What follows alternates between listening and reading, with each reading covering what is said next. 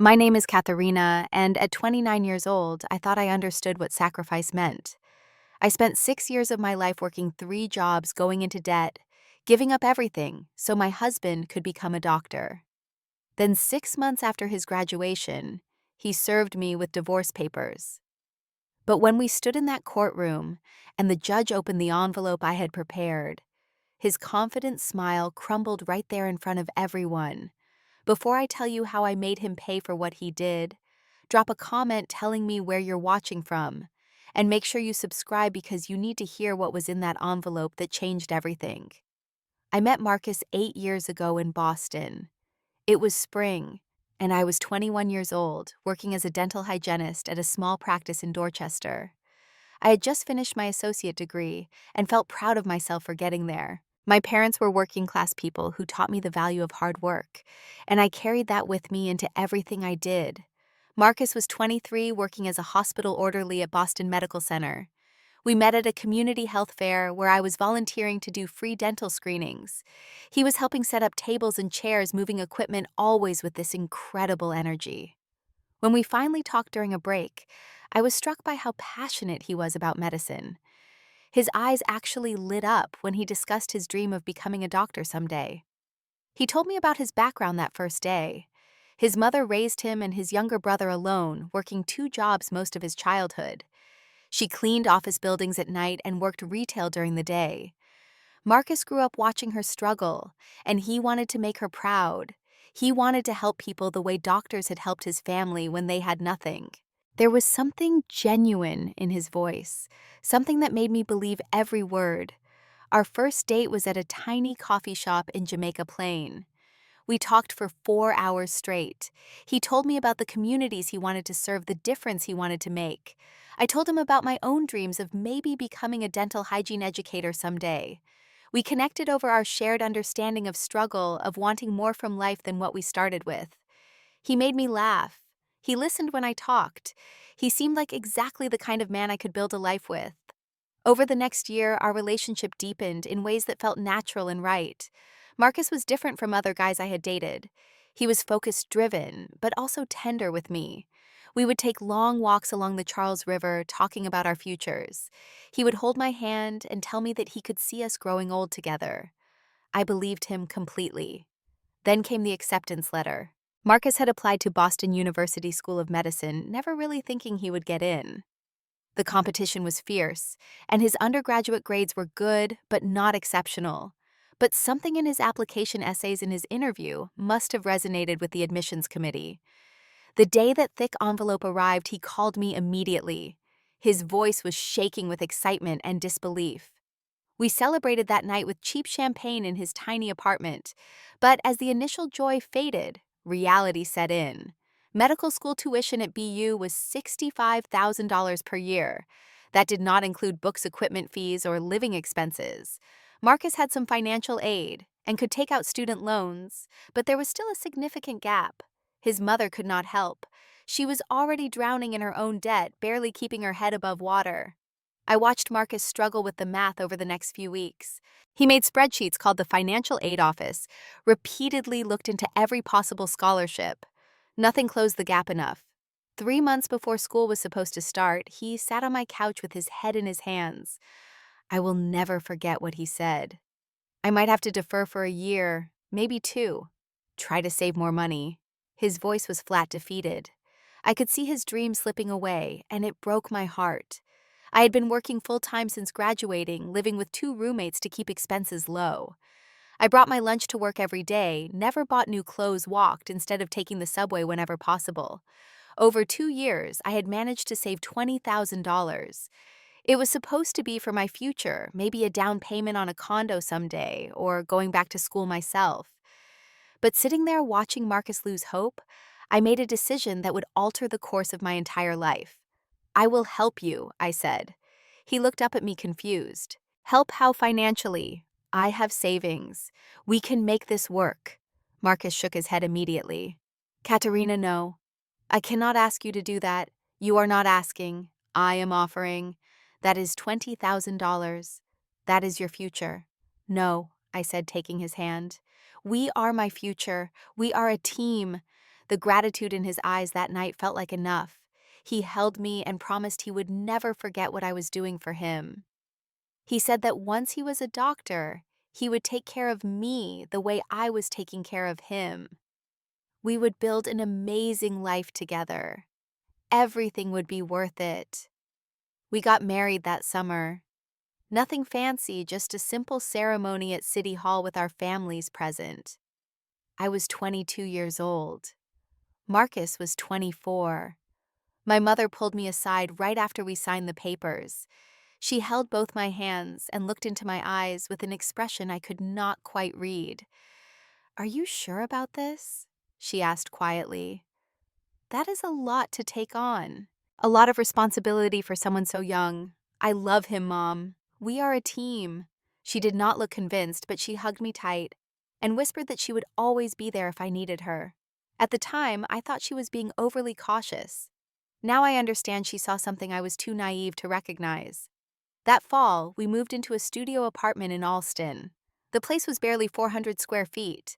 The bathroom was so small you could sit on the toilet and wash your hands in the sink at the same time. But the rent was $1,200 a month, which was the cheapest we could find anywhere near the medical school. We had a bed that folded out from the wall, a tiny desk for Marcus to study, and a kitchenette with 2 burners. Marcus started medical school that September. I remember how excited he was that first day putting on his white coat for the orientation. I took a picture of him standing outside the medical school building. He looked so young, so full of hope. I was happy for him, proud even. This was what we were working toward. I continued at the dental office, but I also picked up weekend shifts at a retail store in the mall. The dental hygienist job paid me $42,000 a year before taxes. The retail job added another $8,000. Together, we had just enough to cover rent, utilities, groceries, and Marcus's remaining school expenses after loans and aid. I created a detailed budget and stuck to it religiously. Rent was $1,200. Utilities averaged $150. Groceries could not exceed $200 per month, which meant a lot of pasta, rice, beans, and whatever was on sale. His books each semester cost between $800 and $1,200. Lab fees, equipment licensing, exams as he progressed through school. Every single expense I tracked in a notebook. There was nothing left over for me. I wore the same 5 outfits to work, rotating them throughout the week. When my shoes wore out, I glued the soles back on rather than buying new ones. I cut my own hair in the bathroom mirror. I walked the 2 miles to work every day to save on bus fare. Marcus was grateful during those early months. He would bring me flowers from the hospital gift shop when they were wilting and marked down. He cooked dinner on the nights when he had time, simple meals, but made with care. We would eat together on our tiny folding table, and he would tell me about his classes: anatomy, physiology, biochemistry. His eyes would light up talking about the human body, about how everything connected. "We are in this together," he would say. "I could not do this without you." I believed him. I believed we were partners building toward a shared future. The hard times were temporary. Once Marcus became a doctor, everything would change. We would have a real home, maybe start a family, travel to places I had only seen in magazines. The sacrifices I was making now would pay off for both of us later. That is what I told myself every morning when my alarm went off at 5:30. Every night when I collapsed into bed exhausted. Every time I had to choose between buying myself a new pair of work pants or paying for another of Marcus's textbooks. "This is temporary," I would whisper to myself. "This is an investment in our future." By the 3rd year of medical school, something fundamental had shifted, though I did not want to admit it at first. The little things I had noticed before, the small distances, started to widen into chasms I could not ignore. Marcus entered his clinical rotations, which meant he was now spending long hours at the hospital. He would leave at 5 in the morning and sometimes not return until 10 at night. I understood that medicine was demanding. I never complained about the hours. What bothered me was how he changed when he was home. He stopped asking about my day. When I would try to tell him about something that happened at work, he would nod absently, his eyes on his phone or his study materials. The conversations became one-sided. He would talk about attending physicians who impressed him, complex cases. He observed surgical procedures that fascinated him. His world was expanding exponentially while mine stayed exactly the same. I was still at the dental office 5 days a week, still working retail on Saturdays and Sundays. Still wearing the same threadbare clothes, still walking to work in snow and rain and summer heat. Still pinching every penny so carefully that I knew the price of everything in our apartment down to the cent. One evening in early November, I gathered the courage to ask him something that had been on my mind for weeks.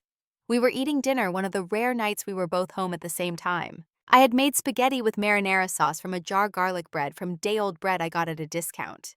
When you finish school, I said carefully, do you think we could take a vacation? Just a weekend somewhere? Maybe drive up to Maine, stay in a cheap motel by the ocean. Marcus looked at me like I had suggested we fly to Paris. A vacation. Do you know how much residency pays? We will be broke for years after I graduate. The words hit me oddly. We will be broke. But I was already broke, had been for 3 years. He seemed to have forgotten that small detail. I know, I said quietly. I just thought maybe a weekend. Something small. We will see, he said, which was not really an answer. The conversation ended there. He went back to eating, scrolling through something on his phone. I sat across from him, feeling more alone than I ever had in my life. Around that same time, Marcus made a new group of friends, other medical students, people he met through his clinical rotations. They started going out together after long shifts, dinners at restaurants I could not afford, drinks at upscale bars in the Back Bay, networking events at fancy hotels. Marcus started joining them regularly. At first, I assumed I was invited too. I asked him once if I should get ready to come along.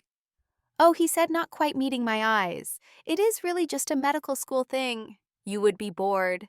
I understood then that I was not invited. Not because Marcus did not want me there, but because I did not fit.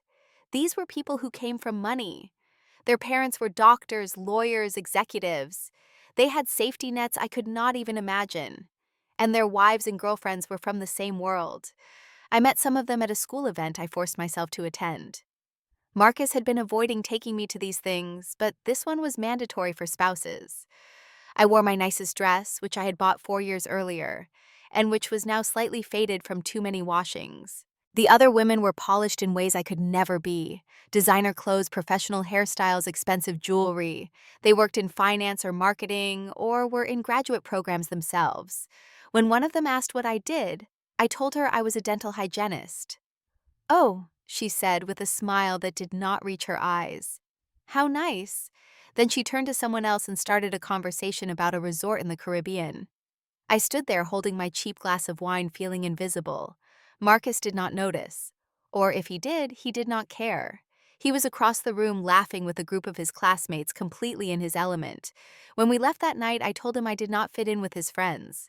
You just need to relax, he said. You take things too seriously. But I was not taking things too seriously. I was seeing clearly for the first time. We were moving in different directions. He was ascending into a world I would never be part of, and I was the foundation he was using to climb. The financial strain was getting worse. By year 4 of his medical school, I had $30,000 in credit card debt. Every month, I would charge groceries, utilities, his textbooks, whatever we needed that my paycheck could not cover. Then I would make the minimum payment and watch the interest accumulate. My credit score plummeted. I started getting calls from collection agencies. My own student loans for my associate degree went into default because I could not afford the payments. The damage to my financial health was catastrophic, but what choice did I have? We needed to eat. We needed to keep the lights on. Marcus needed to finish school. I tried to talk to him about it one night. He was studying for his board exams, spread out on the bed with papers and textbooks everywhere. Marcus, we need to talk about money. He sighed heavily without looking up. I am in the middle of studying. I know, but this is important. I am drowning in debt. What do you want me to do, Katharina? I cannot work. I am in medical school, I understand that. But maybe we could create a plan for when you graduate. Figure out how we will pay this off together. We will figure it out later. Later. Everything was always later with him. Later we would take a vacation. Later we would deal with debt. Later we would have the life he kept promising. But later never came. I took on a third job that winter. On Sunday mornings, I cleaned houses for people in the wealthy neighborhoods. I would wake at 5, work until noon, then go home and collapse. My body ached constantly. I was 25 years old and felt 50. Marcus barely noticed. Or maybe he did notice and just did not care. Either possibility was equally devastating. I started feeling like a roommate rather than a wife. We had not been intimate in months. Marcus was always too tired, too stressed, had too much to study. I was too exhausted to push the issue. Our marriage had become a business arrangement where I provided all the capital, and he provided nothing but promises of future returns. My friends from before the marriage had drifted away. I never had time to see them, never had money to go out. They stopped inviting me to things. I understood. Who wants to be around someone who can never do anything, who is always working, always tired, always broke? One night I called my mother. It was late past 11, but I could not hold it in anymore. When she answered, I started crying before I could even say hello. "Baby, what is wrong? I do not know if I can keep doing this." I sobbed. "Then do not." She said gently, "Come home." But I could not. I had invested too much, 4 years of my life, all my money, my youth, my health. I had to see it through. Marcus would graduate in 2 more years, become a doctor. Remember everything I had sacrificed. Make it worth it. I convinced myself that his gratitude would return, that once the stress of school was over, he would be the man I married again, that he would hold me and thank me, and we would finally build the life we had planned. I just had to hold on a little longer. Just 24 more months. I could do that. I had already done 4 years. What was 2 more? So I dried my tears, went back to work, kept paying his tuition, kept going into debt, kept sacrificing everything. Because I believed in us. I believed in the promises he had made. I believed that love meant supporting your partner through the hard times, and that someday, somehow, it would all be worth it. I was wrong about so many things, but I would not understand just how wrong until much later. Year 6 arrived, the year everything I had worked for was supposed to finally pay off. Marcus was finishing his final year of medical school, preparing for graduation, applying for residency programs. There should have been joy celebration, a sense of accomplishment for what we had endured together. Instead, there was only distance. Marcus had become someone I barely recognized. The warm, kind man who once held my hand and talked about our future had been replaced by someone cold and dismissive. He talked to me the way you might talk to a stranger providing a service, polite when necessary, but never warm. Around March of that year, I started noticing things that made my stomach turn. Small things at first. He password protected his phone when he never had before. He started coming home smelling like perfume that was not mine. Floral expensive, nothing I could ever afford. He took calls in the other room with the door closed. I could hear his voice through the wall, low and intimate, laughing, in ways he had not laughed with me in years. When I asked who he was talking to, he would say it was a classmate, someone from his study group, nothing for me to worry about. But I was worried. My gut told me something was very wrong. One evening in April, his phone was on the kitchen counter while he was in the shower. A text notification lit up the screen. I should not have looked. But I did. The message was from someone saved in his phone as A. Just the letter. The text said, "Cannot wait to see you tomorrow," followed by a heart emoji. My hand started shaking. I picked up the phone, but it immediately locked. I put it back down exactly where it had been and backed away like it might explode. When Marcus came out of the shower, I confronted him. "Who is A?" He did not even flinch. "A colleague. We are working on a research project together. Colleagues do not send heart emojis." His face hardened. "You are being paranoid. Let me see your phone then." "No. I am entitled to privacy. We are married. We should not have secrets." "Not everything is a secret, Katharina. Sometimes people just want their own space." The conversation went nowhere. He grabbed his phone and left the apartment, said he was going to the library to study. He did not come back until after midnight. The smell of that perfume was stronger than ever. I started paying closer attention after that. Working late became a regular occurrence. 3, sometimes 4 nights a week, he would not come home until well past 10. When he did come home, he looked refreshed, showered, not exhausted like someone who had been working. One night, I found a receipt in his jacket pocket while doing laundry. Dinner at a restaurant in the North End. $97 for 2 entrees, a bottle of wine dessert. The date was a Thursday 2 weeks earlier, a night he said he was staying late at the hospital for rounds. I saved the receipt, did not mention it to him. Just added it to a growing pile of evidence I was collecting without really knowing why. Some instinct told me to document everything. Bank statements showing charges I did not recognize, screenshots of his credit card bills that arrived in the mail. Anything that felt off, I saved. The marriage was a corpse at that point, but neither of us acknowledged it. We lived as polite strangers sharing an apartment. He slept on his side of the bed. I slept on mine. We did not touch. Barely spoke except about logistics. Did you pay the electric bill? We need more milk. The landlord called about renewing the lease. I overheard a phone conversation one night that broke something fundamental inside me. Marcus was in the bathroom with the water running, but I could still hear him talking. He must have thought the water would cover his voice. Yeah, he said to whoever was on the other end. I am stuck in this lease for a few more months. But after graduation, I am out. Stuck. That is what I had become to him. Not his wife, not his partner, just an inconvenience he had to tolerate until he could escape. I sat on the couch after hearing that, staring at nothing.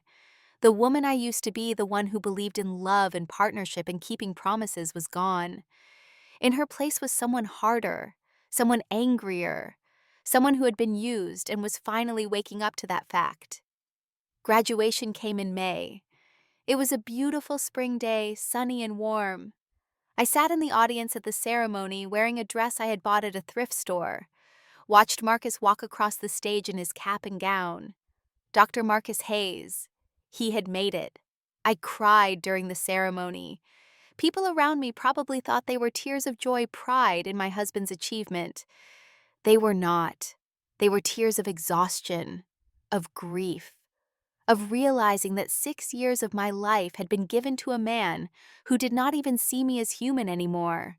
After the ceremony, there was a reception. Marcus's mother was there crying real tears of pride. His younger brother, now in college himself. His friends and their families, everyone congratulating him, taking pictures, celebrating.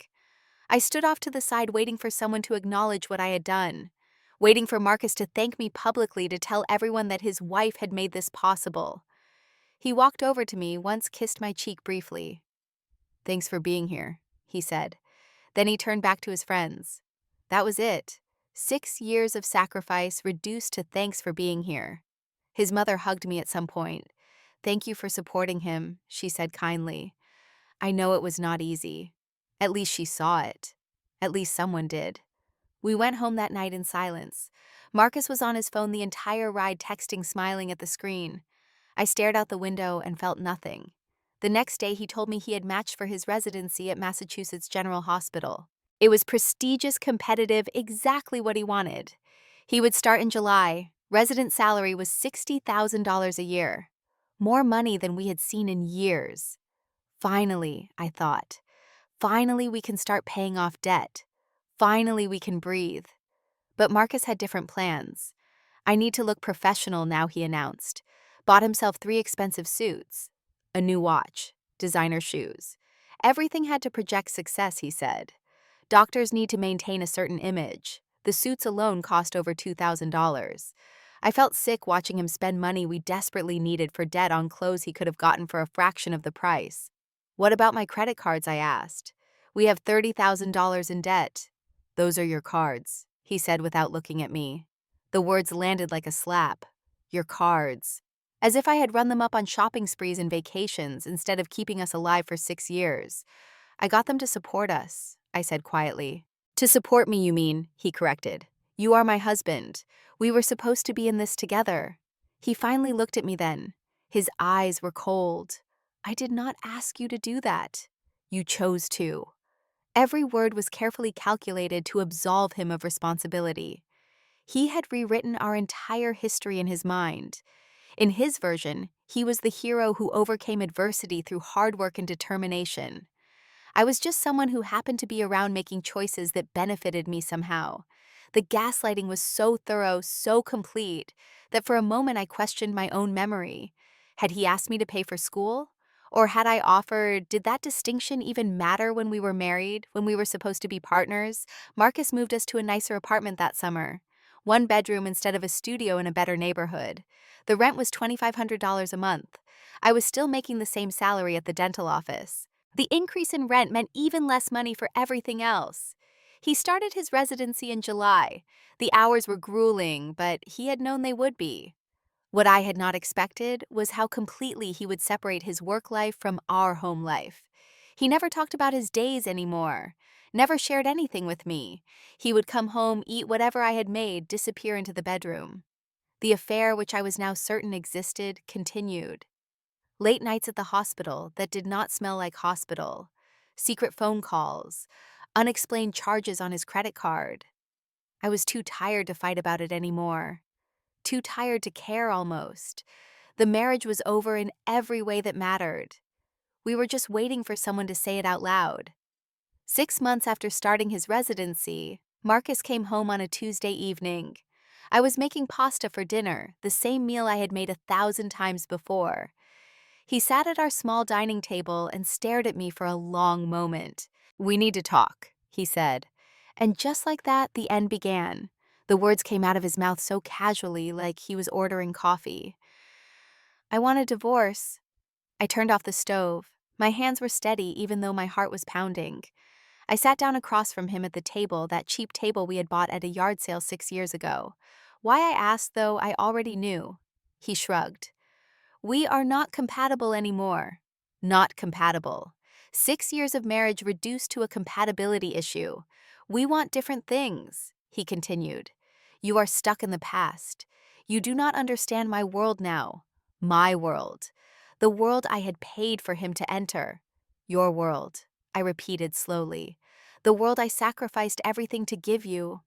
His face showed irritation, like I was being difficult. "I am grateful for your help, Katharina. But that does not mean I owe you my life. Help." He called it help, not sacrifice, not partnership. Help. Like I had carried his groceries one time. Over the next week, more truth came out. Piece by piece, he revealed what I had already suspected. He was seeing someone. Another doctor. Her name was Allison Porter. They met during his residency. She was a third-year resident, came from a medical family, understood the demands of the profession. "She gets it," he said one night, as if that explained everything. "Gets what exactly?" "The pressure, the lifestyle, what it means to be a physician." I stared at him in disbelief. "I supported you through 6 years of medical school, worked 3 jobs so you could study, went into debt so you could eat, and I do not get it." "Yeah," he said, his voice hard. "And you made sure I knew it every single day. The martyrdom, the guilt trips, always reminding me what you did for me. I never threw it in your face, not once. You did not have to. I could see it in your eyes. The way you looked at me like I owed you something. The rewriting of history was complete. In his mind, I was the villain. The burden, the thing holding him back from his true potential. You held me back," he actually said. "If I had been with someone at my level, someone educated, someone who understood medicine, I could have focused better, done even better in school." "I made it possible for you to go to school at all," I said quietly. He waved his hand dismissively. "I would have found another way. Taken out more loans. Worked part-time. Something." The lies were breathtaking. We both knew he would not have finished without me, but he had convinced himself otherwise. Had to, probably, to live with what he was doing. The next blow came when we discussed dividing our assets. Marcus wanted to keep almost everything. The furniture, most of which I had paid for with my credit cards over the years. The dishes, the television, the books. He claimed he had paid for most of it with his residency salary. Technically, he was right about recent purchases. But I had receipts for everything that came before. Every pot, every sheet, every lamp. Bought on my credit, paid for with my labor. "What about the debt?" I asked. "The $30,000 in credit card debt I accumulated supporting us." "Those are your cards," he repeated. "I am not responsible for debt in your name. I got that debt keeping us alive while you went to school. That was your choice." The cruelty was almost impressive in its completeness. He had absolved himself of all responsibility. recast our entire marriage as something I had done to myself. And the money I paid for your education, I pressed. $150,000 in tuition books, living expenses. What about that? He actually laughed. Laughed right in my face. That was a gift, he said. You cannot ask for gifts back. A gift I gave you my entire 20s. My savings, my credit, my health. And you call it a gift? Yes, you gave it freely. No one forced you. You wanted to play the supportive wife. That is not my fault. We are married. We're married. That is what spouses do. They support each other. And now we are getting divorced. Legally, you have no claim to my future earnings. I already checked with my attorney. Those words hit me like ice water. He had already consulted an attorney, had his strategy planned out before he even told me he wanted a divorce. This was calculated, premeditated. You had this all figured out, I said slowly, before you even talked to me. I like to be prepared, he said simply. That night after Marcus left to stay with Allison in her apartment across town, I sat alone in the place we had shared for so many years, the studio in Alston where we started, the one bedroom we moved to. Every wall held memories of my sacrifice, his success. I looked at that apartment and saw 6 years of my life, 6 years of waking at 5 in the morning, working until I could barely stand, eating rice and beans while he bought new clothes, walking miles in worn-out shoes while he took taxis. All of it for nothing, or so he thought. But as I sat there in the silence, something shifted inside me. The grief was still there, heavy and thick, but underneath it was something else, something cold and sharp and focused, anger. Not the hot, explosive kind, the cold, calculating kind, the kind that plans. I opened my laptop, started researching. Divorce law in Massachusetts, educational reimbursement, spousal support when one person sacrificed for the other's career. There had to be something, some law, some precedent, some way to make him accountable. Not because I wanted revenge, though I would not pretend that was not part of it, but because what he was doing was wrong, taking everything I had given and walking away like it meant nothing. I would not let him do that, not without a fight. I spent that entire night reading legal websites, case studies, forum posts from other people who had been in similar situations. As the sun came up, I had the beginnings of an idea. In Massachusetts, there was a legal concept called spousal contribution to education. If one spouse supported the other through professional school, that spouse could potentially seek reimbursement in a divorce. It was not guaranteed. It was not common. But it existed. I needed an attorney. A good one. Someone who specialized in this exact situation. That is when I found Linda Eng. Linda Eng ran a small practice in Chinatown just a few blocks from the courthouse. Her website said she specialized in complex divorce cases, particularly those involving professional degrees and educational reimbursement. I called her office the next morning. The consultation fee was $100. I made the appointment for that same day, took a sick day from work for the first time in years. Her office was on the third floor of an old building up a narrow staircase. The waiting room was small but clean. Legal books lined the walls. I sat there clutching my folder of documents, my heart racing. Linda came out to greet me herself. She was probably in her mid-50s, wearing a simple black suit, her gray hair cut short and practical. Her handshake was firm. "Come on back," she said. Her office was modest. A desk covered in papers, more books, a window looking out at the street below. She gestured for me to sit, and then settled into her own chair, folding her hands on the desk. "Tell me your situation," she said. So I did. I told her everything. Meeting Marcus, supporting him through medical school, the 6 years of sacrifice, the credit card debt, his graduation, his residency, his affair, his abandonment. I laid out all of it in chronological order, trying to keep my voice steady. Linda listened without interrupting, took notes occasionally. When I finished, she was quiet for a moment. Then she said, "You have a case." Those 4 words felt like oxygen after drowning. For what exactly, I asked. Educational reimbursement. Massachusetts law recognizes that when one spouse makes substantial financial contributions to the other's education, that is an investment in the marital partnership. If the supported spouse then divorces shortly after completing their education, the supporting spouse may be entitled to reimbursement. I felt tears prick my eyes. So I am not crazy. This is real. This is absolutely real, Linda said firmly. The degree itself is not marital property. It stays with him. But the investment you made in obtaining that degree can be compensated, especially in a case like yours, where the contributions were so substantial and the divorce came so quickly after graduation. She explained more.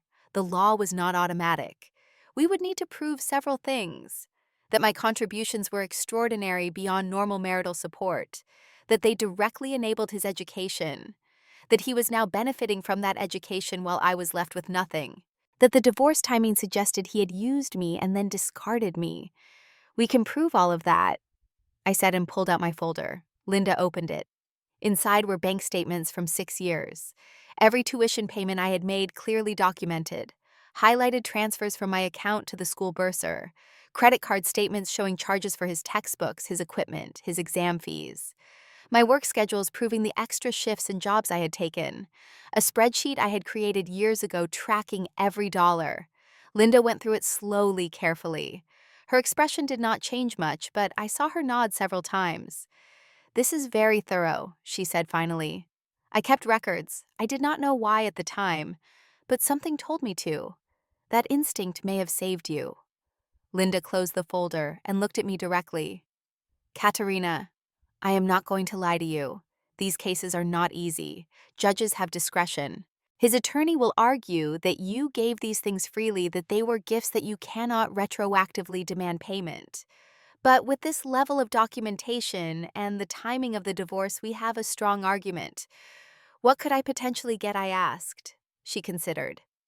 At best, reimbursement for your direct financial contributions, or a portion of them. That is, the tuition books fees. Also, potentially your attorney costs. Possibly compensation for the debt you incurred during his education, if we can prove it was marital debt. And there is a possibility of spousal support for a period of time while you rebuild your own career. How much are we talking? Linda pulled out a calculator. Started adding numbers from my spreadsheet. Tuition alone for 6 years at $65,000 per year. That is $390,000. But you did not pay all of that, correct? Just portions. I paid about $157,000 over 6 years, I said, between direct tuition payments and covering all our living expenses, so he did not have to work. Plus your debt of $30,000, so roughly $187,000 in total. Realistically, judges rarely award full reimbursement. You might see 50 to 75% if we present a compelling case, plus attorney fees and possibly some temporary support. So maybe $100,000, I said slowly. Possibly. Maybe more if the judge is sympathetic. Maybe less if his attorney is good. But it is worth fighting for. The retainer was $5,000. I did not have it. My credit cards were maxed out. My bank account had $400. I sat there feeling the hope drain out of me. I cannot afford that right now. Linda was quiet for a moment. Then she said something I did not expect. I believe in your case. I have payment plans for clients in your situation. You can pay the retainer over 3 months. $1,000 now, the rest in installments. I looked at her, this woman I had just met offering me a lifeline. Why would you do that? Because I have seen too many women used and discarded, like you are being used and discarded. And I am tired of men like your husband getting away with it.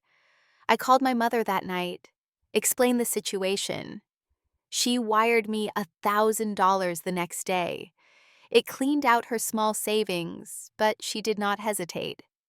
Make him pay, baby, she said on the phone. Make him pay for every single thing he took from you. I used that money as the first payment to Linda. She began filing papers immediately. Over the next 3 months, I worked every available hour to pay her the rest of the retainer, picked up extra shifts, sold what little I had of value, a necklace my grandmother had left me, some old textbooks, anything to raise money. Linda and I built the case methodically. We gathered every piece of evidence, expanded my spreadsheet to show not just money, but time. Hours I worked, miles I walked to save bus fare, meals I skipped. We created a visual timeline showing the direct correlation between my sacrifice and his achievement. We documented his current income as a resident. 60,000 now, but it would increase substantially once he finished residency and became a full attending physician. We showed his earning potential over his career. Millions of dollars all made possible by my investment. Linda prepared something else too, a sealed envelope containing copies of everything organized chronologically, a complete picture of 6 years in one package. Sometimes judges need to see it all at once, she explained. The full weight of what was taken. This envelope will tell your story better than testimony can. There was a mandatory mediation before court. Both attorneys, Marcus and me, and a mediator in a sterile conference room downtown. Marcus showed up in one of his expensive new suits, looking confident. His attorney was a man in his 40s, slick and professional. In that way, attorneys who cost $300 an hour are. The mediator asked us each to state our positions. Marcus's attorney went first, spoke about a simple division of current assets, clean break, no fault on either side, two people who had grown apart. Then Linda presented our case.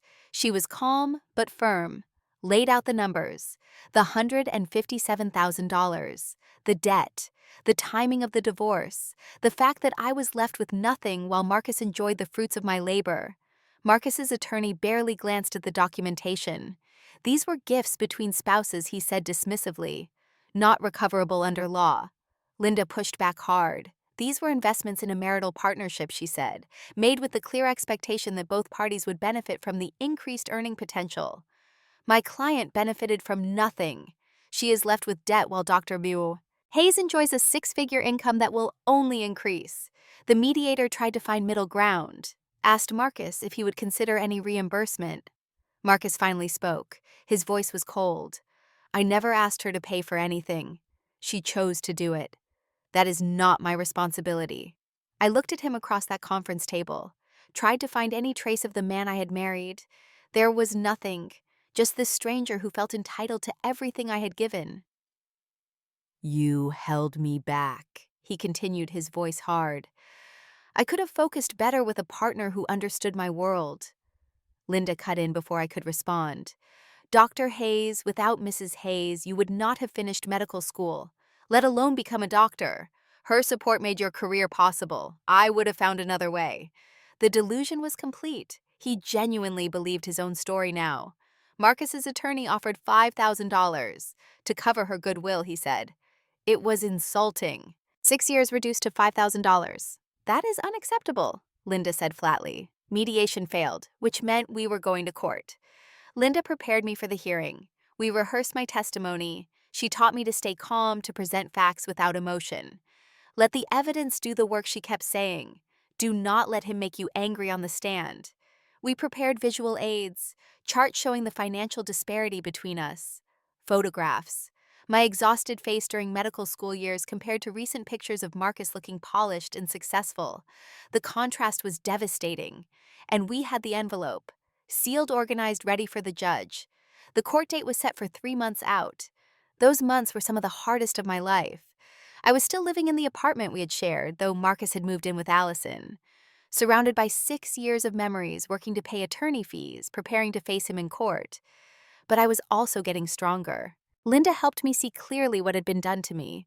The manipulation, the gaslighting, the way Marcus had rewritten history to make himself the hero. This is not about revenge, Linda told me one day in her office. This is about justice, about making him accountable for what he took. Do you understand the difference I did? Revenge would have been trying to destroy his career, ruin his reputation. Justice was simply asking for compensation for what I had given, for acknowledgement that my sacrifice mattered. The night before the hearing, I could not sleep, lay in bed staring at the ceiling, thinking about everything that had led to this moment, all the choices, all the signs I had ignored. But I also thought about who I had become through this. Not the naive 21-year-old who believed in fairy tales, but someone harder, someone who knew her worth, someone who refused to be erased. Tomorrow I would face Marcus in court. Tomorrow a judge would hear our story. Tomorrow I would fight for what I deserved. I was ready. The hearing was on a Thursday morning in October. Suffolk County Family Court, a gray building downtown that smelled like old paper and stress. I arrived 45 minutes early with Linda. We sat in the hallway on a wooden bench, reviewing our notes one last time. I wore a simple navy dress I had bought at a discount store. Nothing fancy. No jewelry except my watch. Linda had advised me to look exactly like who I was, an ordinary woman who had worked hard and been taken advantage of, not trying to impress anyone or pretend to be something else. Marcus arrived 15 minutes later. I heard his voice before I saw him, that confident tone he used now. He came around the corner wearing a charcoal suit that probably cost more than my monthly rent. Allison was with him. Tall, blonde, polished in the way women with money always are. They were holding hands. I watched them approach, watched Marcus whisper something in her ear that made her smile. They looked like a successful couple, like people who belonged together in a way he and I apparently never had. They sat on the opposite bench. Marcus did not look at me. His attorney, the slick man from mediation, arrived shortly after. They huddled together, talking in low voices. Linda squeezed my hand. "You ready?" she asked quietly. I nodded. I was ready. 6 years ready. At 10 o'clock, the bailiff called our case. We all stood and filed into the courtroom. It was smaller than I expected. Wood paneling, fluorescent lights, the seal of Massachusetts on the wall behind the judge's bench. About a dozen other people were in the gallery waiting for their own cases. Judge Sandra Morrison entered. She was a black woman in her 60s with gray hair and sharp eyes. She had a reputation, Linda had told me. Fair, but no nonsense. Did not tolerate games. Perfect for our case. Everyone sat. The judge reviewed papers on her desk for a moment, then looked up. "Hayes versus Hayes," she said. "Petition for educational reimbursement. Is everyone present?" Both attorneys confirmed. "Yes, Your Honor." Judge Morrison looked at us over her reading glasses. "I have reviewed the initial filings. This is about compensation for support provided during medical school. Is that correct?" "Yes, Your Honor," Linda said. "My client provided substantial financial support, enabling Dr. Hayes to complete his medical degree. We are seeking reimbursement for those contributions given the timing and circumstances of this divorce." Mr. Chen Judge Morrison looked at Marcus's attorney. "Your Honor, this is a straightforward divorce between two people who married young and grew apart. Any financial support my client's wife provided was given freely as part of normal marital obligations. We oppose any reimbursement." The judge made a note. "All right. Let us hear testimony. Mrs. Hayes, you may take the stand." I stood, walked to the witness box. My legs felt steady.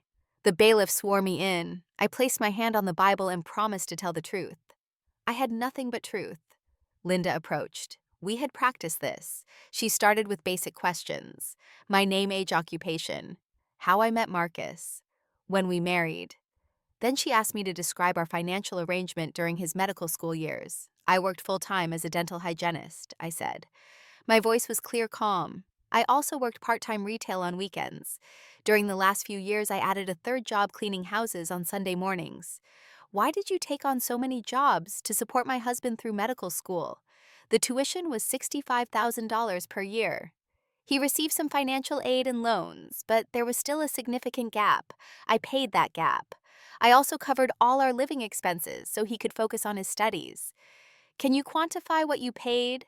Linda handed me the spreadsheet we had prepared. I reviewed it, though I had memorized every number. Over 6 years, I paid approximately $157,000. That includes direct tuition payments, books, medical equipment, exam fees, and all household expenses. Rent, utilities, food, everything. "Did your husband work during this time?" Number medical school did not allow time for employment. That was understood from the beginning. "And what was the state of your finances?" After 6 years, I had $30,000 in credit card debt from covering expenses my salary could not handle. My own student loans for my associate degree went into default because I could not afford payments. My credit score dropped over 200 points. Linda let that sit for a moment. "Then what happened after your husband graduated?" "He filed for divorce 6 months later." The timeline was damning. Even I could hear it. 6 months. The judge made another note. Marcus's attorney cross-examined. He was aggressive, trying to poke holes in my story.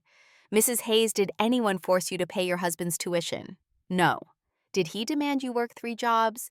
"No, but yes or no, please." "No." So you made these choices voluntarily. I made them because we were married, because partners support each other. But he did not ask you to do this, correct? We decided together that I would support him through school. That is not what I asked. Did he explicitly request you pay his tuition? Linda objected. Your Honor Counsel is trying to make normal marital partnerships sound like independent action. Judge Morrison sustained the objection. Mr. Chen married couples make joint decisions. Move on. The attorney shifted tactics. Mrs. Hayes, you claim you are entitled to reimbursement, but were not these payments gifts to your husband? No. They were investments in our shared future. But you did not have a contract, no written agreement that he would pay you back. We were married. We did not need a contract. So you gave this money freely with no legal obligation for repayment, and now you want it back. I gave this money as part of a partnership, believing we would both benefit from his increased earning potential. Instead, he divorced me the moment he no longer needed me. The attorney tried a few more angles, but Linda had prepared me well. I did not get flustered, did not cry, just stated facts. When I was done, Marcus took the stand. He was charming, likable, talked about how difficult medical school was, the long hours, the stress, the pressure. I am very grateful for Katharina's support during that time, he said smoothly. But marriage is about mutual support. She was my wife. I would have done the same for her if our situations were reversed. That last part was a lie, and we both knew it. Do you believe you owe your wife financial reimbursement? Linda asked during cross-examination. No. We were married. Married people support each other. That is what marriage means. Even when that support leaves one person financially devastated, while the other thrives, I did not know she was going into debt. She never told me. You never asked she is an adult. I assumed she was managing her finances. The blame shifting was masterful. But Linda was just getting started. Dr. Hayes, what is your current annual salary as a resident? $60,000. And what will it be when you finish residency and become an attending physician? Probably between $250,000 and $300,000, depending on specialty. Linda paused. Let that number hang in the air. So you will earn approximately $300,000 per year for the rest of your career. A career made possible by your wife's $157,000 investment. And you believe you owe her nothing. I would have found another way, Marcus said. His voice had an edge now. More loans, working part-time, something. But you did not have to find another way, because she made it easy for you. That was her choice. Linda walked back to our table, picked up a piece of paper. Dr. Hayes, is it true that you filed for divorce 6 months after graduation? Yes. Is it true you were having an affair during the final months of your marriage? Marcus's attorney objected. Relevance, Your Honor. The affair itself is not relevant, Linda said calmly. But the timeline is. It goes to the issue of whether Dr. Hayes used my client for financial support and then discarded her once he no longer needed her. I will allow it, Judge Morrison said. Marcus answered reluctantly. I met someone. Yes, during your marriage, the marriage was already over emotionally. But legally you were still married, still living with your wife, still allowing her to support you. We were in the process of separating, 6 months after graduation. After 6 years of her support, Linda let that sit. Then she turned to the judge. Your Honor, I would like to submit Exhibit A for the court's review. She walked to the bench carrying the sealed envelope, the one we had prepared. Marcus's attorney looked confused. What is this complete documentation of Mrs. Hayes's financial support over 6 years? Linda said simply. Organized chronologically for the court's review. Judge Morrison opened the envelope. Inside were copies of everything. Bank statements, canceled checks, credit card bills, email confirmations of tuition payments, receipts for textbooks and equipment, my work schedules showing the extra shifts, a timeline showing my declining net worth alongside Marcus's increasing opportunities. There were also photographs. Me during the medical school years. Exhausted, aged beyond my years in cheap clothes. Recent photos of Marcus. Polished, successful, thriving. The judge reviewed everything silently. The courtroom was quiet except for the sound of papers being turned. Marcus watched, and as the judge kept reading, I saw his expression change. The confident smile faded. His jaw tightened. Judge Morrison took her time, went through every page, read the timeline carefully, studied the photographs, reviewed the financial documents. Finally, she closed the envelope, looked directly at Marcus. The room felt heavy. "Dr. Hayes," she said, her voice was stern, "does your client dispute the accuracy of these financial records?" Marcus's attorney stood quickly. "Your Honor, we would need time to review. These are bank records, Mr. Chen. Either they are accurate or they are not." Marcus leaned over, whispered to his attorney. The attorney cleared his throat. "We do not dispute their accuracy, Your Honor." "Good." Judge Morrison set the envelope down, looked at both attorneys. "I am ready to make my ruling." The courtroom went completely still. This was it. After everything this moment, Judge Morrison arranged her papers. Then she began to speak. "I have reviewed the evidence presented by both parties. It is clear to this court that Mrs. Hayes made substantial, extraordinary financial contributions to Dr. Hayes's medical education. These contributions went far beyond typical marital support. Mrs. Hayes worked multiple jobs, accumulated significant debt, and damaged her own financial health to make her husband's education possible." She paused, looked at Marcus. "While the medical degree itself remains Dr. Hayes's property and cannot be divided, Mrs. Hayes is entitled to reimbursement for her investment in obtaining that degree." I heard Linda exhale next to me, felt my own breath catch.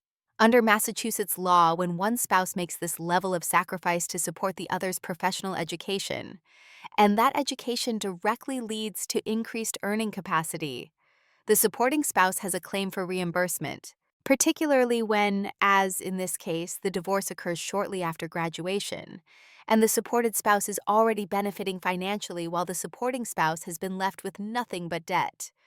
Marcus's attorney tried to interrupt. "Your Honor, if I may." Judge Morrison held up her hand. "I am not finished, Mr. Chen," she continued. "This court finds that Dr. Hayes has benefited tremendously from his wife's sacrifice. He now enjoys a career that will generate millions of dollars over his lifetime. Meanwhile, Mrs. Hayes is struggling with debt and damaged credit. That imbalance must be addressed. Therefore, this court orders Dr. Hayes to pay Mrs. Hayes $75,000 as reimbursement for her financial contributions to his education. Additionally, Dr. Hayes will be responsible for Mrs. Hayes's attorney fees, which I estimate at approximately $15,000. Finally, Dr. Hayes will assume responsibility for the $30,000 in credit card debt Mrs. Hayes accumulated during the marriage, as this court finds it was marital debt incurred for his benefit." I did the math quickly. $120,000 total. Not everything I had given, but substantial. Real.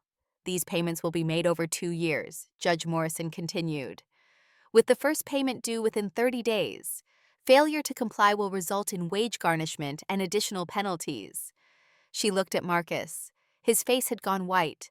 The confident smile was completely gone. "Dr. Hayes, this court recognizes the value of your wife's contribution to your success. It is only fair that she receives compensation. You built your career on her sacrifice. This ruling ensures she receives acknowledgement for that." She banged her gavel. "This hearing is adjourned." For a moment, no one moved. Then people started gathering papers, standing, filing out. I sat there, unable to process what had just happened. Linda turned to me, hugged me tight. "You did it," she whispered. "You did it." I felt tears on my face, not from sadness or even joy exactly, from relief, from validation, from finally being seen. Marcus walked past our table without looking at me. Allison was waiting for him at the door. His attorney was already on his phone. I watched them leave, watched the man who had taken 6 years of my life walk away one final time. But this time he walked away owing me money, owing me acknowledgement, owing me recognition that what I had done mattered. Judge Morrison's words echoed in my head. "You built your career on her sacrifice." Yes, he did. And finally, someone in power had said so. Outside the courtroom, my mother was waiting. I had told her the date, but said she did not have to come. She came anyway, took the day off work, sat through 2 hours of other cases before ours was called. When I walked out, she stood immediately. The look on my face must have told her everything. She pulled me into her arms without asking. "I am so proud of you," she said into my hair. You did not let him erase what you did. That was exactly it. The money mattered, of course it did. $120,000 would change my life, would pay off the debt, would give me breathing room to rebuild. But what mattered more was what Judge Morrison had said. The acknowledgement, the validation that my sacrifice had been real, had been substantial, had made his success possible. Marcus had tried to rewrite history, to make me disappear from his story of triumph, to paint himself as the hero who overcame all obstacles through sheer determination with me as nothing more than incidental background. But the judge had seen through that, had looked at the evidence and said no. She mattered. What she did mattered. He owes her. Linda walked out behind us, putting papers into her briefcase, smiled when she saw my mother hugging me. Good ruling, she said. Morrison is fair. She saw what needed to be seen. Thank you, I told her, for believing me, for fighting. You fought too, Linda said. You documented everything. You kept records. That made all the difference. If you had not had that evidence, this could have gone very differently. She was right. Some instinct years ago had told me to save every receipt, every bank statement, every piece of proof. I had not known why at the time. Now I understood. Some part of me had known even then that I might need to prove my own worth someday. We said goodbye on the courthouse steps. Linda gave me her card. If he tries anything, if he does not pay you, call me immediately. We will garnish his wages. He will pay what he owes. I believed her. The first payment arrived 4 weeks later, a check for $18,750. 1/24 of what he owed, split into monthly installments over 2 years as the judge had ordered. I deposited it, immediately paid off one of my credit cards in full. Felt a weight lift slightly. Over the following months, the checks kept coming. Every month like clockwork. I assumed Marcus's attorney had advised him not to test the court's patience. Each payment felt like a small victory. I used the money carefully. Paid off the credit card debt first. That freed up monthly cash flow. Then started paying down my defaulted student loans, working to repair my credit. I moved out of the apartment Marcus and I had shared, found a small studio in a different neighborhood.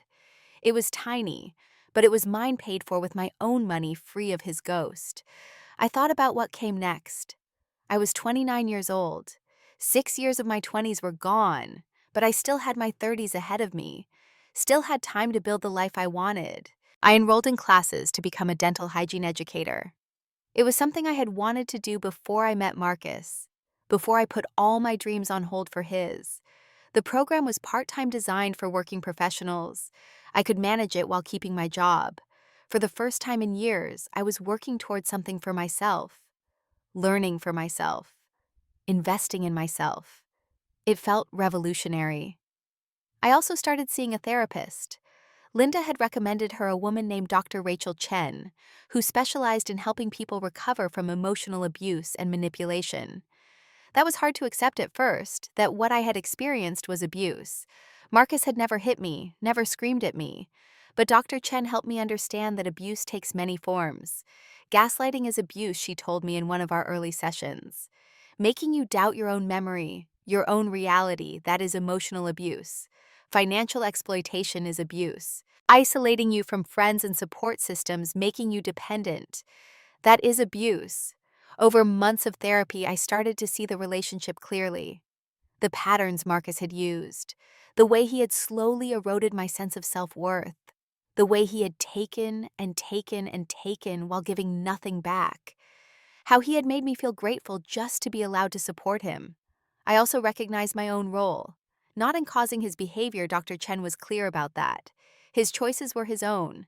But in ignoring red flags, in making myself smaller to accommodate him, in confusing sacrifice with love. Real love does not require one person to sacrifice everything, Dr. Chen said. Real partnership means both people invest, both people benefit, both people support each other. What you had was not partnership. It was exploitation. Those words helped me let go of the last shreds of guilt I carried. The feeling that maybe I should have done more, been better, loved him more perfectly. None of that would have changed anything. Because the problem was never me. It was him. 6 months after the court ruling, I ran into Marcus. Pure chance at a coffee shop near the hospital where he worked. I was picking up coffee before class. He was in line ahead of me in scrubs, probably on a break from his shift. We made eye contact. For a split second, I thought he might look away, pretend he had not seen me, but he did not. He held my gaze. His expression was unreadable. "Katerina," he said. "Just my name." "Marcus." An awkward silence. People behind us in line shifted impatiently. "How are you?" he asked, which seemed like an absurd question given everything. "Fine," I said. "Better." That was true. I was better. Not perfect, not healed completely, but better than I had been. "Good," he said. "Then I am sorry for how things ended." I looked at him carefully, tried to tell if he meant it. His eyes were tired, older than I remembered. Maybe Allison was not as understanding as he thought she would be. Or maybe being a resident was harder without someone at home sacrificing everything to make his life easier. "Thank you," I said. Because what else could I say? I did not forgive him. Did not want to resume any kind of relationship. But I could accept his apology for what it was. He got his coffee, I got mine. We walked in different directions. That night I realized something important. Seeing him did not hurt the way I thought it would. There was no longing, no sadness, no anger even. Just indifference. He was a person I used to know nothing more. Dr. Chen told me that was a sign of healing. When you can look at someone who hurt you and feel nothing, that is when you know you have moved on. I took that as truth. A year after the divorce was finalized, I completed my dental hygiene educator certification. Got a new job at a community college teaching students who wanted to enter the profession. The pay was slightly better than the dental office, but more than that, I loved the work. Teaching, mentoring, helping young people find their path. One of my students reminded me of who I used to be. 20 years old, working her way through school, supporting her younger siblings because their parents could not. Bright, determined, always exhausted. I pulled her aside after class one day, told her about resources available, scholarships she could apply for, helped her create a budget that would not destroy her health. She teared up, said no one had ever taken that kind of interest in her success. I know what it is like to sacrifice everything, I told her. But you have to take care of yourself, too. You cannot pour from an empty cup. She nodded. Promised she would. I hope she kept that promise better than I had. The final payment from Marcus arrived on a cold morning in November, 2 years exactly from the court date. I deposited the check, watched my bank balance reflect the total amount. $120,000 paid over 24 months. It was done. The debt was settled, at least legally. Emotionally, I was still working on it, still unpacking years of manipulation and loss. But I was getting there. I looked at my life and saw something I had not seen in years. Possibility. I had an apartment I loved, a job I was proud of, friends I had reconnected with, dreams I was pursuing, savings building in my bank account. Most importantly, I had myself back, the woman I was before Marcus. Or maybe a better version of her, someone who knew her worth now, who understood that love should never require you to sacrifice everything. That partnership means both people invest, both people benefit, both people grow. I learned that you can do everything right, love someone completely, give them your whole heart, and they can still betray you. That is not a reflection of your worth. It is a reflection of theirs. I learned that justice is not the same as revenge. Justice is simply asking for acknowledgement, for accountability, for recognition that what was taken mattered. And I learned that sometimes the bravest thing you can do is fight for yourself. Stand up in front of a judge and a courtroom full of strangers and say, I mattered. What I did mattered.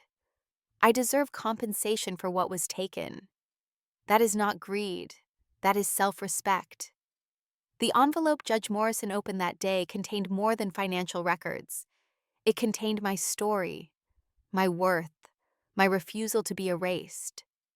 And when she read it, when she saw what I had given and what had been taken, she ruled in my favor. Marcus's smile disappeared in that courtroom because he finally had to face the truth. He did not succeed alone. He succeeded because I carried him. And courts, at least good judges, recognize that. They recognize that some debts must be paid. I still think about those 6 years sometimes. Wonder what my life would have been if I had not met Marcus, if I had not fallen in love with his dream and made it my own. Maybe I would have pursued education sooner, traveled, built a different life. But I cannot change the past. I can only move forward with the wisdom it taught me. And the wisdom is this: know your worth. Document everything. Trust your instincts when something feels wrong. Do not sacrifice yourself completely for anyone, no matter how much you love them. Real love does not ask you to disappear. And if someone uses you, if they take everything you give and then walk away, do not let them rewrite history. Fight back. Gather your evidence. Find someone like Linda who believes in you.